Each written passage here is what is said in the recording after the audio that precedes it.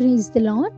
మీ అందరికీ ఒక చిన్న కథ, ఆ చిన్న కథలో నుండి ఒక ముఖ్యమైన సారాంశాన్ని చెప్పాలని మేము ఆశపడుతున్నాం.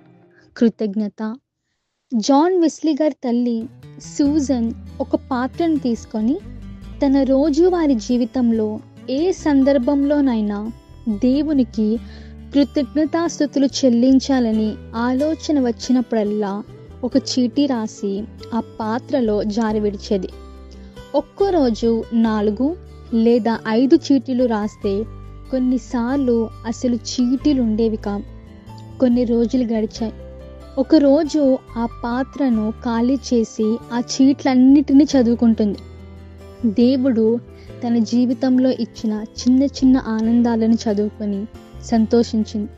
మరికొన్నిసార్లు ఏ విధంగా క్లిష్ట పరిస్థితుల్లో దేవుడు సహాయం చేశారో జ్ఞాపకం చేసుకొని ఆనందించింది. అనేక సార్లు తాను చేసిన ప్రార్థనలకు దేవుడిచ్చిన జవాబులను బట్టి దేవునికి మరింతగా స్తుతించడం మొదలుపెట్టింది.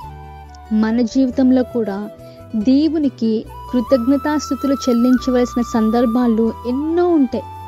అవి చిన్నవైనా పెద్దవైనా ఎటువంటి పరిస్థితిలోనైనా దేవునిని కృతజ్ఞతతో స్తుతించే వారి వెంట కృపాక్షేమములే వస్తాయి. ఆమేన్. నా ప్రాణమా యెహోవాను సన్నతించుము, ఆయన చేసిన ఉపకారములలో దేనిని మరువకము. కీర్తనలు 103వ అధ్యాయము 2వ వచనం. కాబట్టి దేవుడు చేసిన ఏ ఉపకారాన్ని మనమందరం మరవవద్దు. దేవుడు మనల్ని దీవించును గాక.